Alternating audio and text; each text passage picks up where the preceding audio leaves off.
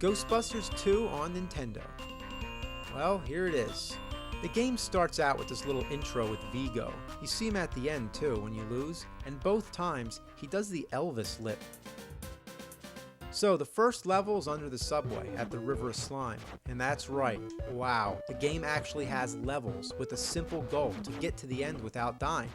And that's what I'm fucking talking about. Ghostbusters should be nothing more complicated than just running around zapping ghosts. So it's a huge, huge improvement over the first game.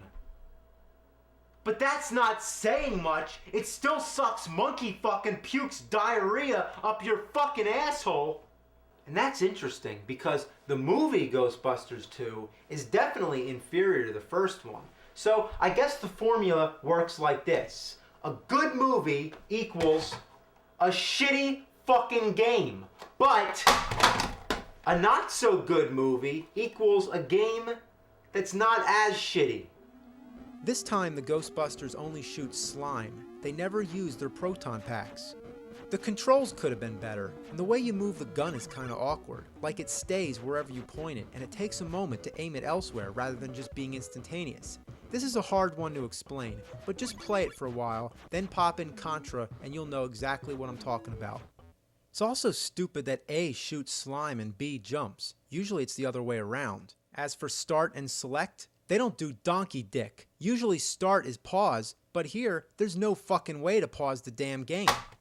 I mean, if you gotta go answer the phone or take a shit, it's like tough shit if you gotta take a shit. You gotta take a quick shit. You gotta have turbo turds. I'm trying to play the game. I got shit stains in my pants and an answering message on my phone that says, sorry, I'm playing Ghostbusters 2 on Nintendo. What a selfish game. Bottom line, have a fucking pause button. God damn it! While the game definitely has its variety, the second level you're driving around and dodging shit, and shooting at ghosts that look like bed sheets with 2 eye holes cut out, sorta like Charlie Brown's Halloween costume. Oh, and the car's alive, because when it dies, it bleeds. Yeah, it gets mangled into a bloody mess. Yeah, I know, it's red slime. Level 3 is the courthouse. Oh wait, is that Kool-Aid? Give me the Kool-Aid! Oh, fuck. Level 4, you're driving again. Like before, there's holes you gotta jump over, but you gotta make sure that you drive over the arrows because they're the speed boosters. Oh, get out of my way! Fucking ghost. Alright, here we go. Oh, there's another. Oh, come on! And you think I'm doing bad? Take a look at the demo in the beginning of the game. It doesn't even try. It just crashes into everything. The only reason it even gets by is because after you hit something, you're immune to damage for a brief moment. You can pass through. But really, why is the game having so much trouble playing with itself?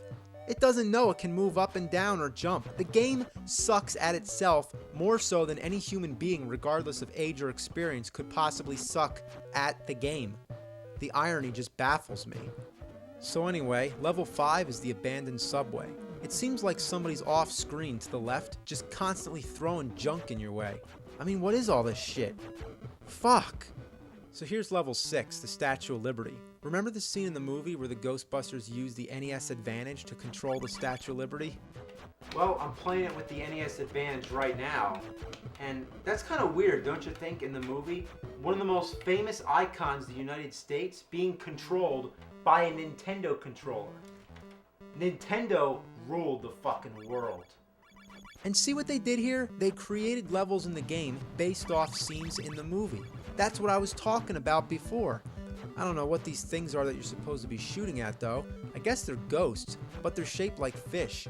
And if they're ghosts, they're the happiest, most energetic ghosts I've ever seen, doing choreographed dances in the sky. So now we're in the city, so I guess it's level 7, and we're fighting bungee jumping skeletons, I think. Here we go, at the museum, covered in the river of slime.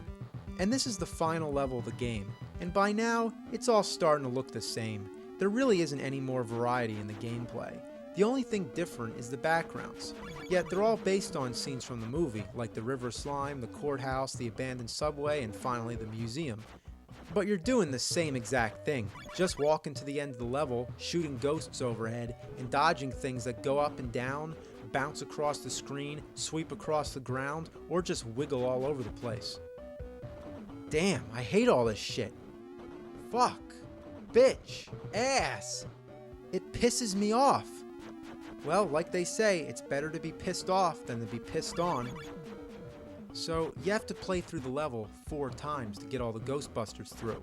That's right, they actually have all 4 Ghostbusters. So when you get to the end, you watch them shoot slime all over Vigo, and then that's it. He doesn't even come out of the painting. The game's over. You win. So, to save time on developing an end boss, instead they just make you go through the last level 4 times. What a piece of shit. Hey, come here. It's dog shit. That's what it reminds me of. This game reminds me of dog shit.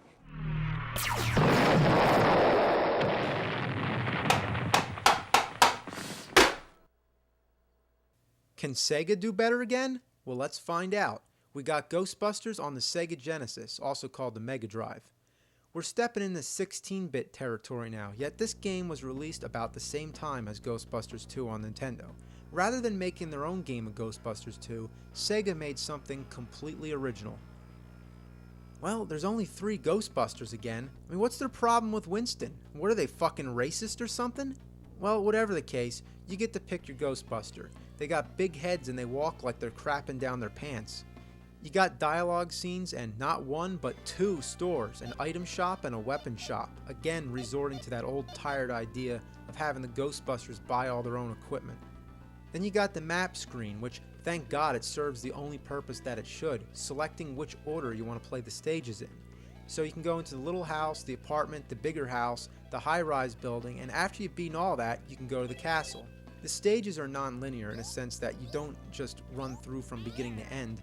You gotta find your way around. You can climb ladders, swim, and explore the whole place until you found and defeated all the boss ghosts, which there's several of. And when you defeated them, you get to lay a trap and catch a Slimer in true ghost-busting fashion. After you cleared the stage, you get money and then you leave. So that's the concept, which is enough to keep you entertained. The control's great. Walking and jumping is perfectly responsive.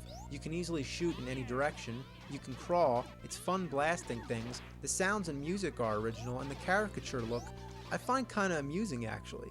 This is what you call a game. I like this. I like this? I can't believe what I'm saying. I think the world is coming to an end. Seriously, like fire and brimstone coming down from the skies. Rivers and seas boiling. 40 years of darkness. Earthquakes, volcanoes. The dead rising from their graves. Human sacrifice. Dogs and cats living together. Mass hysteria. But don't worry. I'll find something about it that sucks. Like those tablecloths that wrap you up, you can't even do anything but wait. They don't even do any damage, so what's the point? Just to be annoying. You might as well just have somebody come in and take the controller from me for about 5 seconds. There's also an overabundance of weapons and items which, out of all of them, only one is really mandatory. The night goggles. Without them, there's no way you can get through the fire level because you can't see shit. Look at this. I can't tell where I'm going. And the goggles run out of juice, so if you're far along in the level and they start to dim, you're fucked. You gotta kill yourself, go back to the store to buy more goggles, and then start the level all over again. What a shitload of fuck. I also hate these fire towers. It's like, no matter how well you estimate the jump, you either end up getting burnt because you jumped too short, or accidentally touch the fire trying to get as close as possible to jump. And also, you have to make sure that you time your jump right, or the fire comes up and burns your ass. And if you stand there to even try to think about it, a flaming guinea pig comes out.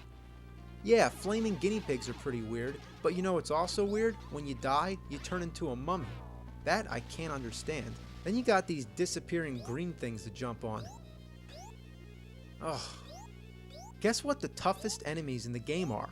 Coffee cups. You think they'd shatter after just one hit, but no, they take forever to break. I don't get it. Lots of the enemies are just annihilated after just one hit, but not those. Don't fuck with the coffee cups. The boss battles are cool, although sometimes really random, like this blue guy that comes apart. Come on, die! Alright. Oh, he's still got a head! Yeah. You got the crystal monkey man, the evil snowman, the fire dragon, the flame guy, the face that emerges from the wall, the woman who multiplies to 3, gotta shoot the real one. Then there's the Grim Reaper who looks like Dracula from Castlevania 2. Then there's the Plant, which reminds me of Little Shop of Horrors, which is an interesting connection because Rick Moranis starred in the remake and he was Lewis in Ghostbusters.